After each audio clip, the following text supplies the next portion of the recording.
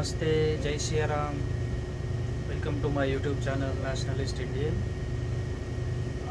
तो मैं सबसे पहले तो आज का जो हमारा टॉपिक है उसके बारे में बता देता हूँ कि आज क्या ना, एक्चुअली टॉपिक जो है सनातन से रिलेटेड है, हमारे हिंदू धर्म से। क्योंकि आजकल मैं देख रहा हूँ हमारे क्या ना कि भारत में आजकल बहुत से ऐसे लोग हो गए हैं, बहुत से ऐसे नेता आ गए हैं, नए नए नेता जो आए दिन हर दिन मतलब सनातन को कुछ ना कुछ अभद्र टिप्पणी करेंगे, गाली देंगे, बीमारियों से तुलना करेंगे। तो ये आज का हमारा टॉपिक यही सनातन है, तो उसके विषय में आज बात करने वाले हैं। तो एक्चुअली देखिए कि डीएमके नाम की एक पार्टी है साउथ इंडिया, तमिलनाडु में। तमिलनाडु राज्य है साउथ इंडिया में जहाँ रामेश्वरम ज्योतिर्लिंग महादेव का, जो श्री राम जब भी लंका पे अटैक करने जाते हैं तो लंका जाने से पहले, युद्ध शुरू होने से पहले वो महादेव का शिवलिंग स्थापित करते हैं। वही रामेश्वरम है वो जगह जहाँ श्री राम खुद अपना पूजा वहाँ करते हैं, शिवलिंग स्थापित करते हैं। तो वही शिवलिंग को रामेश्वरम बोला जाता है, मतलब राम के ईश्वर, रामेश्वरम, रामस्य ईश्वरस्य रामेश्वर। तो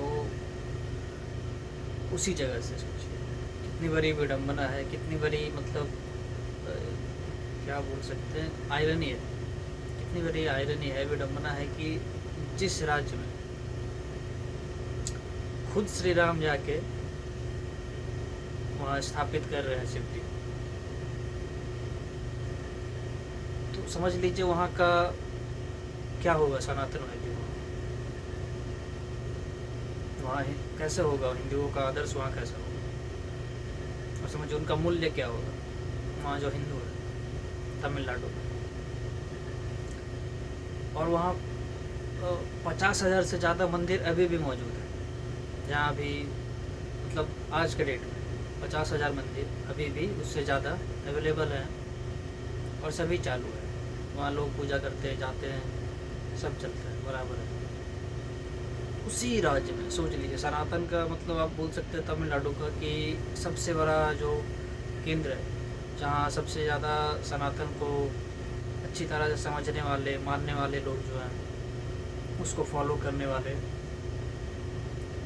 तो वो तमिलनाडु ही है। तो उस जगह में वहाँ का एक जो पॉलिटिकल पार्टी है, राजनीतिक दल डीएमके, जो कि एक पेरियार नाम के व्यक्ति है, पेरियार, उससे प्रभावित है वो पूरा पार्टी। और एक्चुअली आप जानते होंगे, बचपन में आपको पढ़ाया भी गया होगा हिस्ट्री में कि आर्यन और द्रविडियन थ्योरी, आर्यन थ्योरी मतलब कि जो बाहर से आए थे, इंडिया में लोग बाहर से आए थे, नॉर्थ इंडिया वाले सभी माइग्रेट होके आए थे सेंट्रल एशिया से, और उसका फिर इधर साउथ वाले जो हैं वो द्रविड़, ये यहाँ के ओरिजिनल निवासी, ओरिजिनल इनहेबिटेंट थे वहाँ है। तो पहले से है भारत में सबसे पहले द्रविड़ वहाँ के मूल निवासी भारत के। और हम लोग जो नॉर्थ वाले हो गए, पंजाब वाले, झारखंड वाले, बिहार वाले, उत्तर प्रदेश वाले, तो हम लोग सभी बाहर से आए थे। ऐसा अंग्रेजों ने पढ़ाया, थ्योरी डाला दिमाग में, ठीक है। उसी थ्योरी को एक पेरिया नाम का जो व्यक्ति आया, आज से लगभग 30-35 साल पहले, 30-40 साल पहले, पेरिया नाम का व्यक्ति आता है। वो कांग्रेस पार्टी का रहता है, पहले कांग्रेस पार्टी में रहता है सदस्य, उसके बाद वो छोड़ देता है। और उसके बाद वो क्या है ना कि वो अचानक से वो मतलब वो इन्फ्लुएंस में आता है इनके सारे जो क्रिश्चियन मिशनरीज हैं, जो पहले, अभी तो देखिए बहुत ही कम हो गया है, बट पहले ना भारत में हमारे क्रिश्चियन जो मिशनरीज हैं, इनका मतलब बहुत खेल चलता था, बहुत ही बड़े लेवल पे, बड़े स्तर पे उनका खेल चलता था। क्या ना, धर्मांतरण का। बड़े बड़े देशों से फंडिंग उनको आता था, मिलता था। अमेरिका, यूरोप, रशिया, ये सब सभी जगह से उनके पास फंडिंग आता था। और वो पैसा सभी क्या करते थे इस्तेमाल, धर्मांतरण में लोगों किसी तरह से मतलब समझा बुझा के, लालच दे के हिंदुओं को, और ख़ास करके जो हमारे पढ़े लिखे कम, जो मतलब वनवासी लोग हो गए, ट्राइबल लोग हो गए, ST SC OBC, इन लोग जो उनके पास थोड़ा एजुकेशन उनके पास कम था। आज से 30-40 साल पहले सोचिए कि क्या ही होगा एजुकेशन। अभी भी मतलब इंडिया का हालत तो वैसा ज़्यादा है नहीं ठीक। अभी भी हमारे जो ST SC तो ये सब समाज में आप देखोगे तो वहाँ पढ़ाई लिखाई का मतलब अभी भी है, बहुत ही कम है। अभी तो धीरे धीरे सुधर रहा है, स्थिति अच्छा हो रहा है, सभी पढ़ लिख रहे हैं, आगे बढ़ रहे हैं। बट उस समय 30-40 साल पहले बहुत ही निंदनीय मतलब दयनीय हालात था। तो उन्हें भी कुछ पता नहीं था, पढ़े लिखे नहीं, जो बोल देता था कि थोड़ा लालच दे दिया, चावल दे दिया 2 बोरी, तो उसी में ही काम हो गया।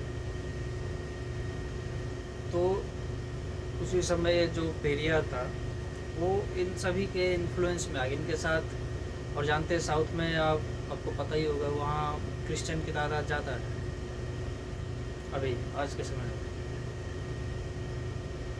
इसलिए ज़्यादा है क्योंकि वहीं सबसे ज़्यादा धर्मांतरण हुआ है। जो धर्मांतरण का जो खेल हुआ, जो बाज़ार चला धर्मांतरण, जो एक बाज़ार मैं मानता हूँ, बिजनेस एक तरह से। धर्मांतरण का पैसा दो, लालच दे दो, 2 बोरी चावल, 1 बोरी चावल दे दो, 50-100 रुपया दे दो, खाना दे दो, इसी में धर्म परिवर्तन करवा देंगे। या उल्टा सीधा सिखा दो, तुम्हारा भगवान में ताकत नहीं है, तुम्हारा भगवान कैसा है, उल्टा उसको मतलब फंसा के किसी तरह से। खैर, जो भी है पेरियार के बारे में देखिए मैं बता रहा था कि पेरियार जो था वो इन्फ्लुएंस में आए इन सभी के, चर्च के, मिशनरीज़ के, क्रिश्चियन मिशनरीज़ के। एक फादर था उस समय पेरियार के टाइम, तमिलनाडु का, मतलब वो बहुत बड़ा फादर था, पादरी, चर्च में जो रहता है ना फादर, वो उसके इन्फ्लुएंस, उसके साथ मिलके वो खेल रचाया, ये द्रविड़ थ्योरी। द्रविड़ एक्चुअली, द्रविड़ का आप मीनिंग देखेंगे तो द्रविड़ मतलब उसको आप सिंप्लीफाई करो तो द्रव प्लस विड़। द्रव मतलब हो गया पानी, द्रव, द्रव, द्राविड़ लैंड, जो पानी से घिरा हुआ लैंड है। शंकराचार्य कभी मतलब जब काशी जाते हैं, उनका एक ऐसा है वर्णन मिलता है, काशी जाते हैं तो उनको पूछता है कि आप कहाँ से आए हो, तो जब भी वो जवाब देते हैं कि मैं द्रविड़ से आया,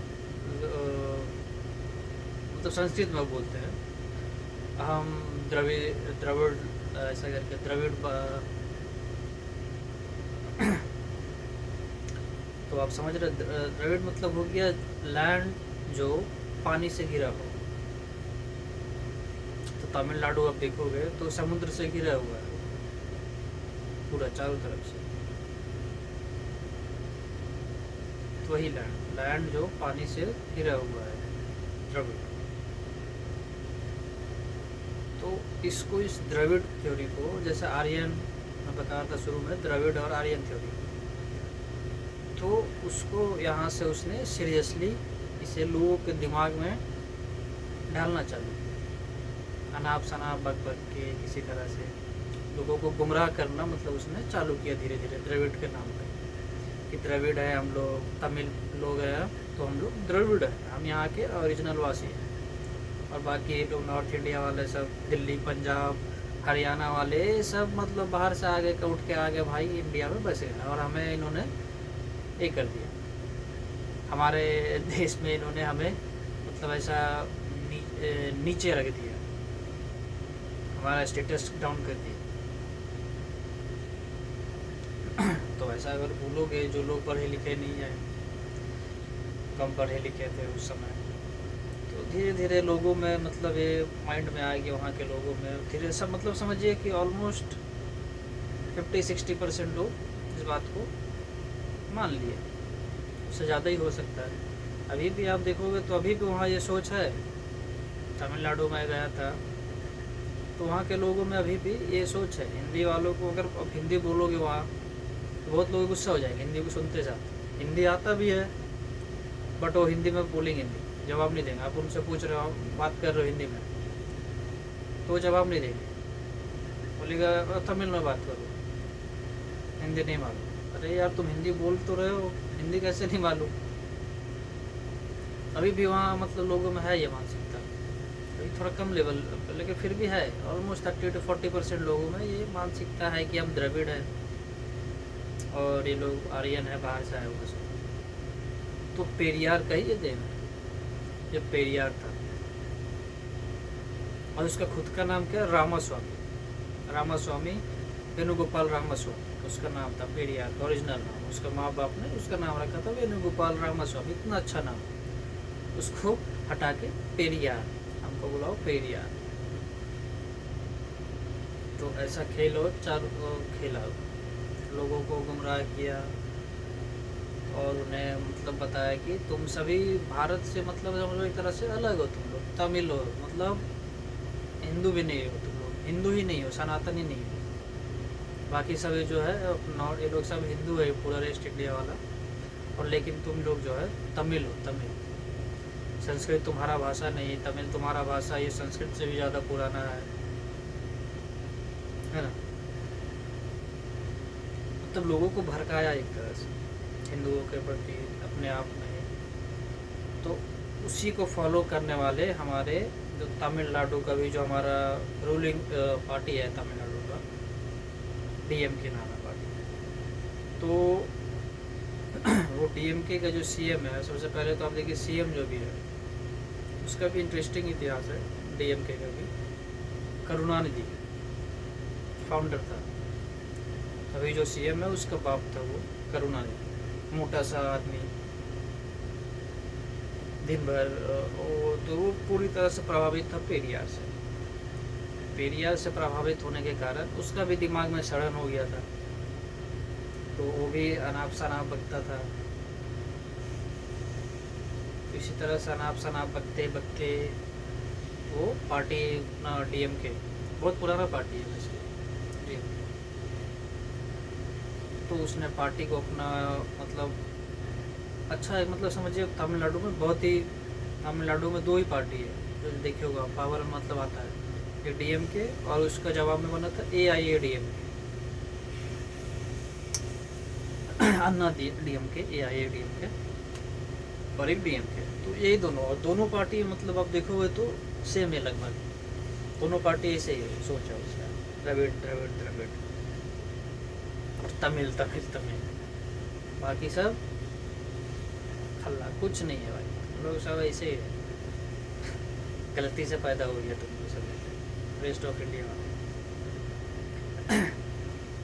तो अभी जो वहाँ का डीएमके सरकार में, सत्ता में डीएमके है, तो उन्होंने मतलब जो सीएम है उसका बेटा जो है उदयनिधि मारन, उदयनिधि मारन नाम था, अभी उदयनिधि स्टालिन नाम है।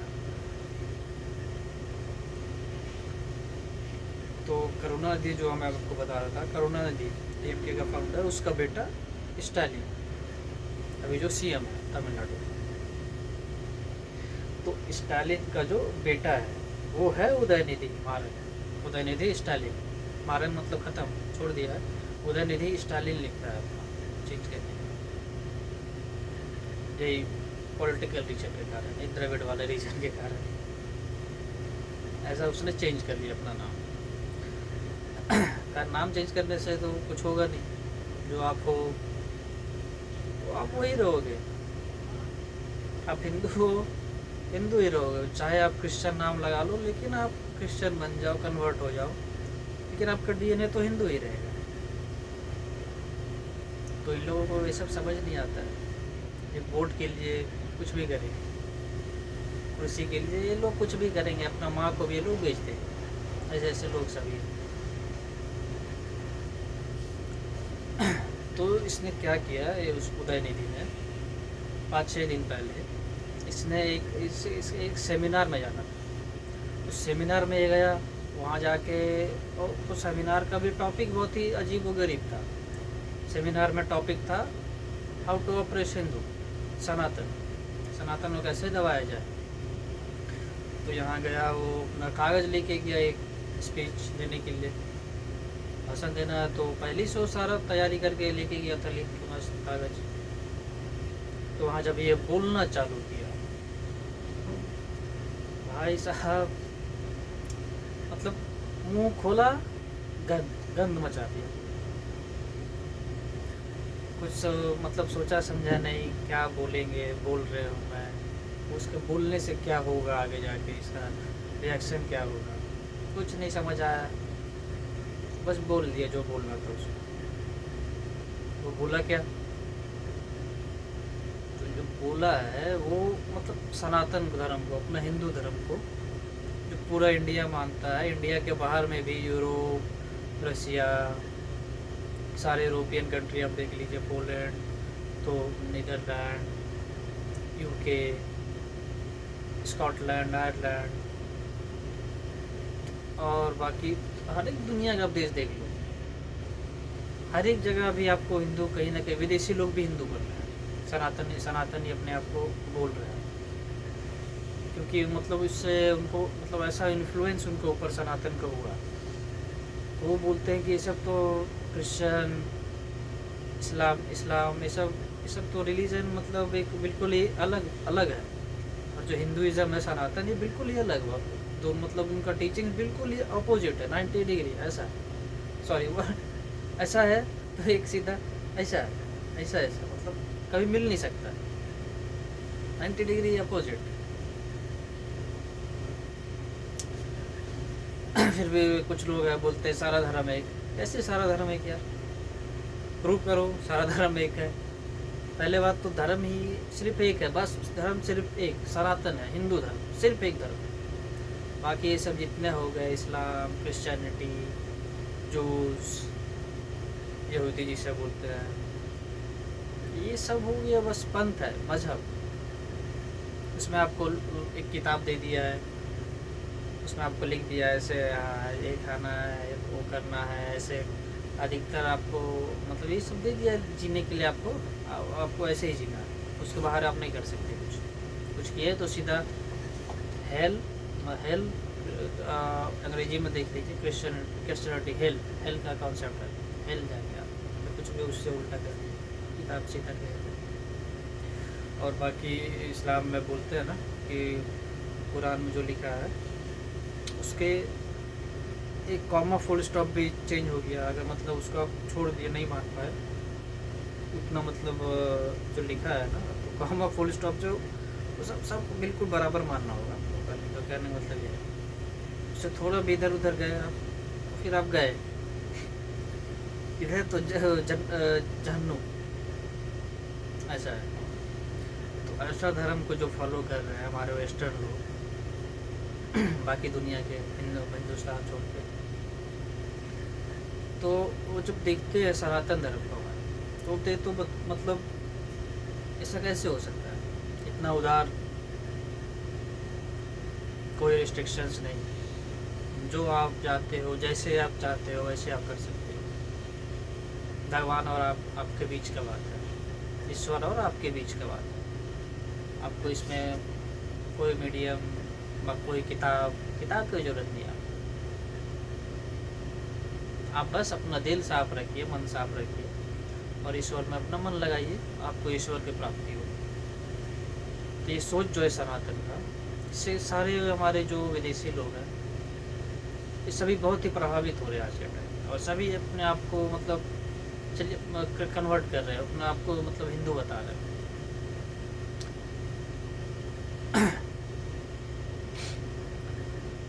तो ऐसे सनातन के खिलाफ जो उदयनिधि मार्ग ने उस स्पीच, जो मैं आपको बताते स्पीच देने गया, वहाँ उसने जहर उगला। जहर क्या उगला, तो इसने बोला, सबसे पहले तो बोलता है स्टार्टिंग में कि ये जो टॉपिक आपने रखा है, जो है यहाँ का सेमिनार का, टॉपिक गलत है, इसे रखना चाहिए था how to eradicate not operate Sanatan Dharma, Sanatan Dharma को दबाना नहीं, बल्कि it should have been eradicate Sanatan Dharma, Sanatan Dharma को खत्म, समूल नाश करना, ये होना चाहिए था टॉपिक। टॉपिक आपने गलत रखा है, सेमिनार वालों को बताया, कमेटी वालों। फिर बोलना चालू किया, क्या बोलते हैं कि सनातन धर्म जो है कोरोना है, डेंगू है, मलेरिया है, बीमारी है सनातन धर्म। कोरोना, डेंगू, मलेरिया जैसे है बीमारी बहुत ही घातक, उसी तरह से सनातन धर्म भी एक बीमारी है सेम। तो बीमारी को जैसे ख़त्म किया जाता है, वैसे ही Sanatan Dharma also needs to be eradicated. Sanatan Dharma का भी उसी तरह से बीमारी की तरह से नाश करना पड़ेगा। तो अब समझ रहे हैं क्या जो मैं आपको इतना बताया स्टालिन का और उसका डीएमके और पेरियार का जो बताया ना मैंने शुरू में, यही इसी से रिलेटेड ये सारा, क्योंकि दिमाग में भरा हुआ है सारा पेरियार का गंध भरा हुआ है। तो ये सनातन को ऊपर से इसका नाम देखो आप, क्या उदयनिधि मारन, इतना अच्छा नाम है, उदयनिधि मारन, उदयनिधि।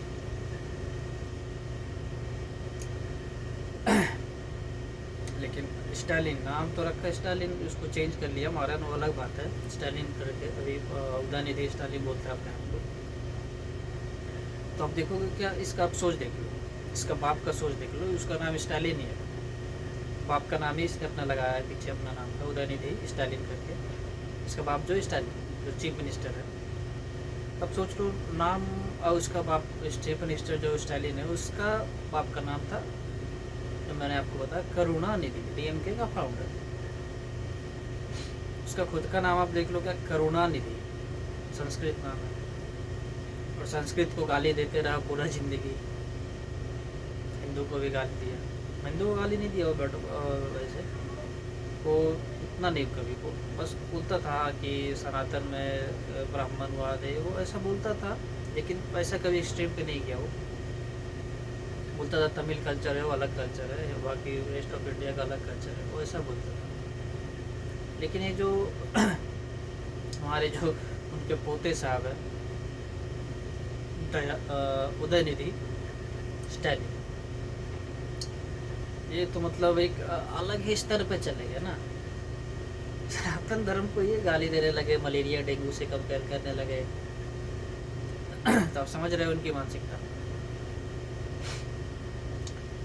और आप देखिए नाम इनका स्टालिन, स्टालिन आप जानते हैं ना क्या था, रसिया का जोसेफ स्टालिन, जो हिटलर मुसोलिनी उसी टाइप का रशिया में था, जोसेफ स्टालिन इसको बोलते हैं। जैसा इटली में मुसोलिनी था, उसने दंगा फसाद पूरा मार काट किया, सेना बनाया अपना, और पूरा वो मार काट किया चारों तरफ ना, इटली में इधर उधर सटा हुआ देश में काफ़ी लोगों का जान गया। हिटलर को देख लिया, जर्मनी का नाज़ी जर्मनी, तो वो पूरा एकदम वो भी मार काट किया पूरा दुनिया भर में, वर्ल्ड वार करवा दिया जर्मनी, हिटलर, मुसोलिनी इटली का था, देखो डिक्टेटर, एक तरह से आप बोले डिक्टेटर, नाज़ी फांसी वाला, फैशिज्म, नाजिज्म, ये सब। इसी तरह से जोसेफ स्टालिन था रसिया का, उसने भी रसिया में कई लोगों को कत्ल किया, बेचारे निर्दोष लोगों का, उनका कोई लेना देना नहीं, ये मतलब का मारे गए, लाखों की संख्या में मर्डर किया सबका। उसका नाम से प्रभावित होके ये स्टालिन रखता है अपना नाम। अब सोच लीजिए इसका मानसिकता, सोच आप सोच लीजिए कितना मतलब इतना गिरा हुआ सोच कैसे हो सकता है किसी का। तो इस तरह का जिसका सोच है, इनसे तो मतलब ये जो बोले हैं तो अपना सोच के हिसाब से बोले हैं, इनसे और कुछ उम्मीद किया भी नहीं जा सकता, ठीक है।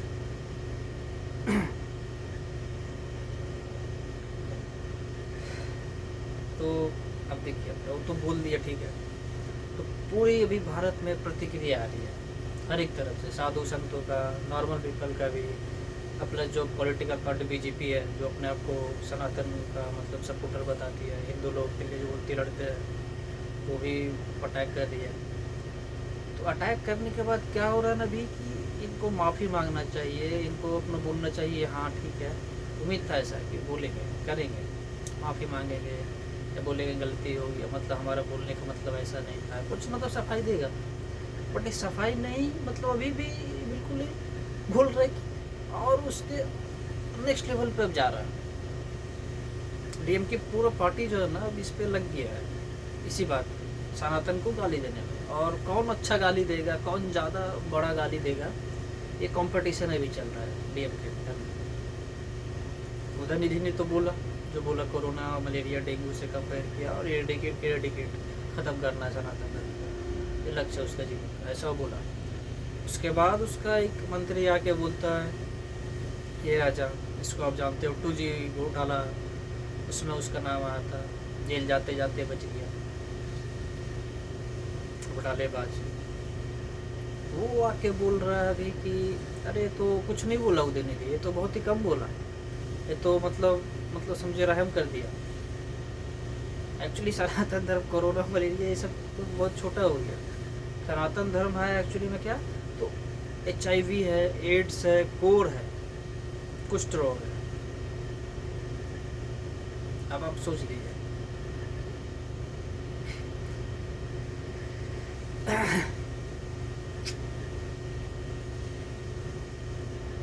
अब आप सोचिए, ऐसा सोच के आपको मतलब कैसा महसूस हो, कैसा मतलब लगेगा ना कि क्या है भाई। बट ठीक है, इसने बोला जो भी बोलना था, बका ऐसा। और उसके बाद कांग्रेस पार्टी बीच में आ गई है, क्योंकि इन लोग सब अभी अलायंस में चल रहा है, IN.N.D.I.A इंडी अलायंस। तो ये कांग्रेसी सभी, मेन तो कांग्रेसी है, उन्हें ही मेन प्रॉब्लम तो सनातन से।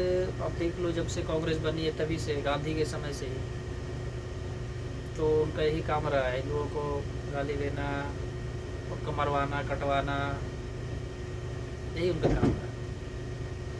कांग्रेस भी बोली अरे हम कैसे पीछे रहे, DMK वाला गाली गलौज कर रहा है हिंदू धर्म को, मतलब हिंदुओं को गाली दे रहा है, तो हम इसमें पीछे कैसे रह गए, हमें भी अब जाना चाहिए मैदान में।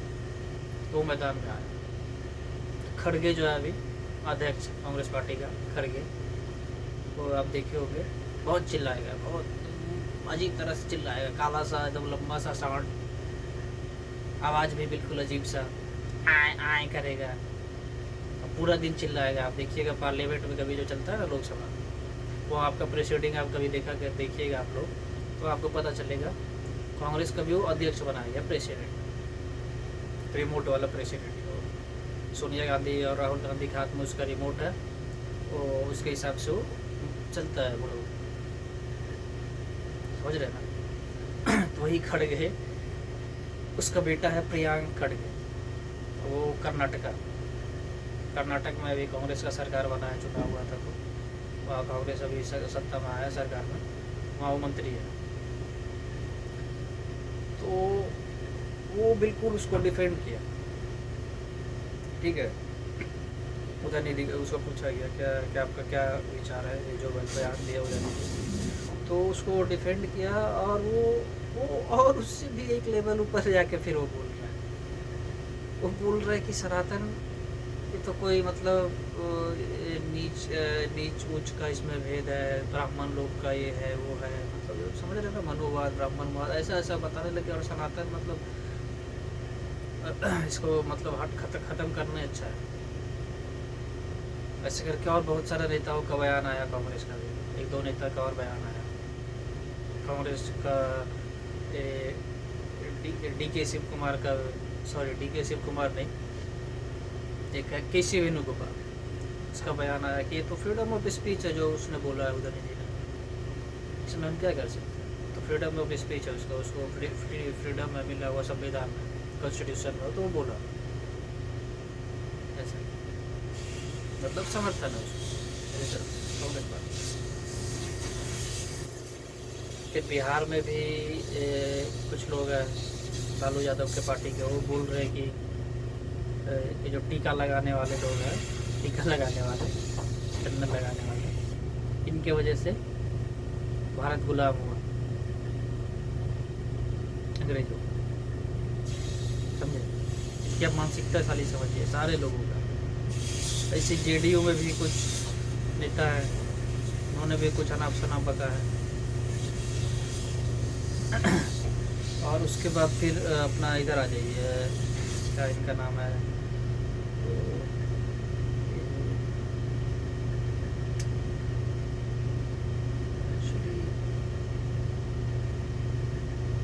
क्या छोड़िए, आगे बात करते हैं उस पर, जब याद आता है तो मैं बताता हूँ उसके बारे में। तो कहने का मतलब ये है कि ये जो लोग भाषणबाजी इन्होंने किया है, सनातन धर्म को मतलब गाली देने का जो इन्होंने कंपटीशन चालू किया, तो इन्हें क्या लगता है, मतलब क्या कि इनका मतलब हिम्मत अगर होगा कहीं, अगर इस सेम बात को ये बोल सकते हैं किसी दूसरे धर्म, अन्य धर्मों के बारे में। जैसे इस्लाम में इतना सारा कुरीतियाँ भरी भरी, निकाह, हलाला, ट्रिपल तलाक, तो अजीब व गरीब चीज़ है। हमारा तो इस्लाम में मतलब कोई समानता ही नहीं है फिर, तो मर्द और औरत के बीच में, पुरुष और औरत के बीच में वहाँ तो बिल्कुल कोई भी समानता नहीं है। अब देखोगे कि 3 या 4 मर्द जब जो गवाही देगा ना, उसका 3-4 औरत गवाही देगी और एक मर्द गवाही देगा, ये दोनों बराबर है। मतलब एक मर्द गवाही दे देगा जाके तो मान्य हो जाएगा, लेकिन एक औरत गवाही देगी तो माना नहीं जाएगा। कम से कम 3-4 औरत होनी चाहिए, वो गवाही देगी एक साथ, तब जाकर माना जाएगा, भाई हाँ गवाही दी है, माना जाएगा, उसको मानेगी। बताइए आप, इनको कभी इनके बारे में कभी इनका बोलने का हिम्मत नहीं होगा, क्योंकि इन्हें पता है कुछ अगर ये बोलेंगे तो फिर सर तन से जुदा डायलॉग चालू हो जाएगा। और डायलॉग ही नहीं, मतलब तो रियल में होता है ना। आपने देखा होगा कितना भी 2-3 जगह में, अपने राजस्थान में देखा होगा कन्हैया लाल जी का सर तन से जुदा करके फिर वीडियो बना के एकदम प्राउडली शान से कि हाँ हमने काट दिया, और इन्होंने फेसबुक पर डाला। और ऐसे फिर महाराष्ट्र में हुआ, पुणे में, वहाँ भी मतलब सर तन से जुदा सिर्फ नारा नहीं है, रियलिटी में करते हैं। तो इनके खिलाफ इनकी इसलिए हिम्मत नहीं होती है, हिम्मत नहीं है इनके अंदर, कि गाँव में गुदा नहीं है बोलने का। तो हिंदुओं को इन्होंने सॉफ्ट टारगेट समझ लिया है। हिंदुओं को कुछ भी बोलो, गाली दो, गलौज करो, और उन्हें अनाप शनाप बको, उनके भगवानों को, देवताओं को कुछ भी बोलो चलेगा, कोई दिक्कत नहीं। और ये सब की सिर्फ इसलिए कि जो हमारे एक मतलब खास समूह है हमारे देश में, एक खास संप्रदाय वाले लोग हैं, उनका एक वोट पाने के लिए, खास मजहबी लोग हैं, उनका वोट पाने के लिए, बस जो गाली दो उनका वोट मिल जाएगा, मुसलमानों का वोट पाने के लिए, बस उनका मेन एजेंडा वही है। हिंदुओं को गाली दोगे, उसके बाद फिर उनको जात पात में, हिंदू तो मतलब जात पात में बटा हुआ है सारा। कोई बोलेगा मैं ब्राह्मण, मैं बनिया, तो हिंदुओं को भी समझना चाहिए कि भाई जात में पात में ये सब छोड़ दो यार तुम लोग, नहीं तो तुम्हारा ख़त्म सारा, मतलब अगला 20-25 साल में ना नाश, आप लोग ख़त्म हो जाओगे भाई, अगर जात पात इसी तरह से करते रहे तो। और जो हालात है इंडिया का, हमारे भारत में जो पॉलिटिकल पार्टीज जो उनमें जो हालात पैदा इन्होंने किया हुआ है आज़ादी के बाद से ही, धीरे धीरे आपका जैसे पाकिस्तान में ख़त्म हो गए हिंदू पूरी तरह से, बांग्लादेश में ख़त्म हो गए, ईरान में ख़त्म हो गए, इराक में ख़त्म हो गए, समझ रहे हो ना, कंबोडिया में ख़त्म हो गए, वियतनाम में से ख़त्म हो गए, तो बस भारत में ही बचे हो ना। और वो भी क्या बस 80% हो, पूरा तो हो नहीं कि पूरा का पूरा भारत हिंदू है, बस 80% ही हो। धीरे धीरे वो बढ़ते घटते जाएगा, और आगे वाला जो हमारा जो मुस्लिम समाज है वो बढ़ते जा रहा है धीरे धीरे। तो एक समय आएगा कि अगर आप इसी तरह से बटोगे जातियों में, तो आपका नाश है। अब देख ही रहे हो क्या चल रहा है, तो आपको दिमाग लगाना है इसमें, किसको वोट देना है, ठीक है ना, और किस मुद्दा पे देना है, तो आप लोग को ये समझना पड़ेगा कि जाति को आप छोड़ दीजिए, बिल्कुल छोड़ दीजिए। सिर्फ हिंदू बोलिए अपने आप को, मैं गर्व से बोलिए हिंदू है, गर्व से एकदम। कोई अपने मतलब छोड़ दीजिए कि साहब और टीका लगाइए, चंदन लगा के घूमिए सब जगह, और गर्व से बोलिए कि मैं हिंदू हूँ। जय श्री राम बोलिए, जय सिया राम बोलिए, हर हर महादेव बोलिए। बिल्कुल कतराइए मत, छोड़ दीजिए कि कौन क्या सोचेगा सामने वाला, उसको बुरा लगेगा, क्या होगा, तो क्यों सोचना है। आपका ये आपका धर्म है, जय श्री राम आपका नारा है, तो इसको बोलने से क्यों शर्म आपको आता है। हिंदू हो तो हिंदू बोलने हो, आप हिंदू हो अगर तो आपको खुद को हिंदू बोलने में क्यों शर्म आता है, टीका लगाने में क्यों शर्म आता है।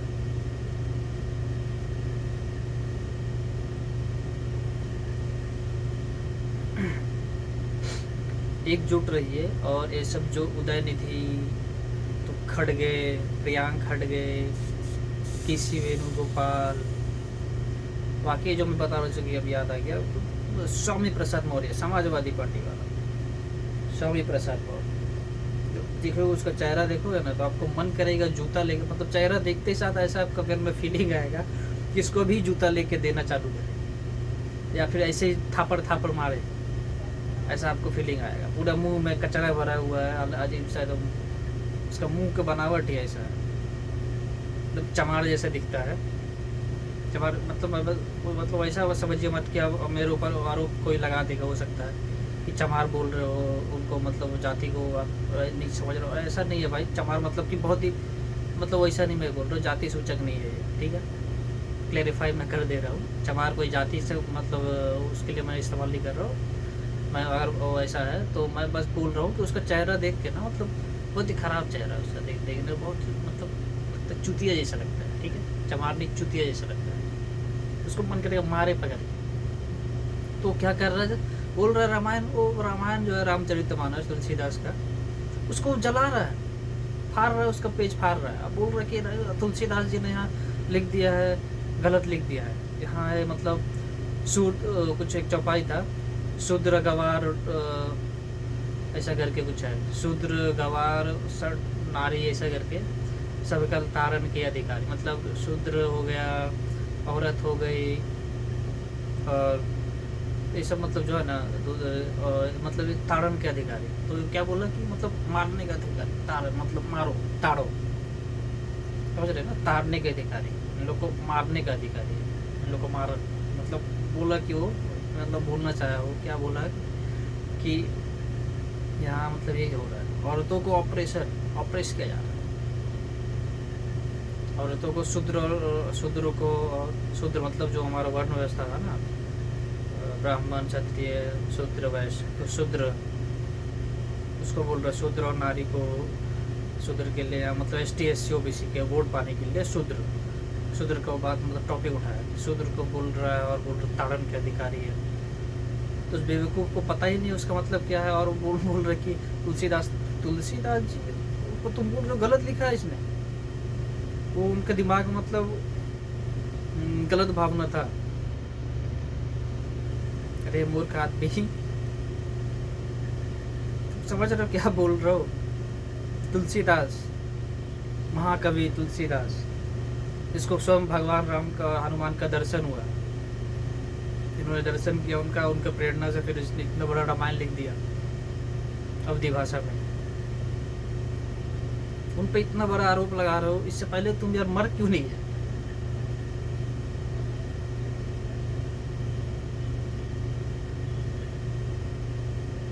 तो ऐसा तुम्हारे यहाँ ड्रामा हो रहा है वोट के लिए सिर्फ। तो बस हिंदू सतर्क रहो। और मैं फिर से कहना चाहूँगा एक बार, हमारे जो ST है, SC है, OBC हो गए, इन सभी भाइयों बहनों से मैं कहना चाहूँगा कि अरे यार तुम लोग अपने आप को ST बोलो, SC बोलो, OBC बोलो, जो बोलना है बोलो, लेकिन तुम हो हिंदू ही भाई, हिंदू। ये बात को तुम लोग समझो। और जो बोला जाता है ब्राह्मण ने अत्याचार किया, ये किया, वो किया, ये सब बस भ्रम। थोड़ा बहुत तो मैं नहीं बोल रहा हूँ कि पूरा गलत मतलब है ये, थोड़ा बहुत तो कहीं ना, मतलब समाज है तो समाज में कुछ कुरीतियाँ तो हो गई, तो थोड़ा बहुत तो है, ठीक है, मैं मानता हूँ कि ब्राह्मणों का मतलब रुतबा था उस समय, ब्राह्मणों ने अपने हिसाब से थोड़ा उन्होंने किया नीच जाति वालों, मतलब छोटे जाति वालों के साथ, S T S C O B C इनके साथ थोड़ा उन्होंने किया अत्याचार, ठीक है, लेकिन कब किया यार? उसको लेके अभी आज के समय में 21वीं सदी में आप उसको लेके बैठे हुए हो, अब बोल रहे हो कि उन्होंने तभी किया तो अभी हम उसका ये करेंगे। आपको आरक्षण मिला है, सब मिला हुआ है, बाबा साहब देखिए, आपको बाबा साहब हमारे जो डॉक्टर बी आर अम्बेडकर साहब, उन्होंने संविधान बनाया, उन्होंने आपको अधिकार दिया। जब से देश आज़ाद हुआ है, जब से संविधान है, तब से आपको अधिकार मिला हुआ आरक्षण का। और अभी आप दिखा दीजिए कहीं भी आप ऐसा केस कि ऐसा हो रहा है अभी भी, जैसे आपके बोलने के हिसाब से, आप जैसे सभी बोलते हो कि हमारे साथ ये हुआ है, वो आपके नेता जो बोलते हैं, तो आप समझिए इस बात को, ये सब भ्रम से, ये जो फालतू के चिंदी चोर नेता लोग हैं ना, इनका बातों पे आप ध्यान मत दो, और इनको वोट देना बंद करो, और खुद से अपना दिमाग लगाओ और बात समझो। क्या ये जो हमारे नेता बोलते हैं, अपने आप को दलित नेता, अपने आप को एसटी नेता बोलने वाले सभी जो नेता है आजकल, तो क्या ये सही बोल रहे हैं?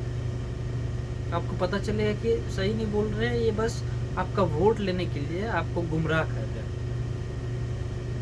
तो आप सब समझो ये बात को।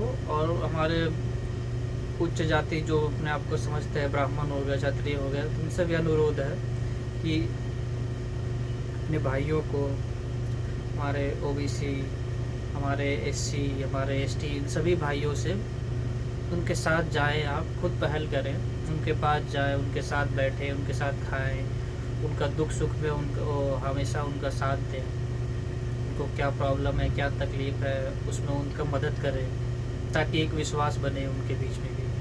कहीं उनके दिमाग में आए ऐसा भावना कि हमारे साथ इन्होंने अत्याचार किया, हमें ये पढ़ने नहीं दिया इन्होंने आगे, तो वो अगर भावना है अगर कहीं भी आज भी, तो वो ख़त्म हो जाए, और सब एक हिंदू बन के, बस एक हिंदू बन के, ये जो हमारे विध्वंसकारी ताकतें हमारे देश में, इनके खिलाफ आ जाए, एक हिंदू बन के इनके खिलाफ लड़े आगे एकता में, ठीक है? बस यही अनुरोध है आप सबसे। जय श्री राम।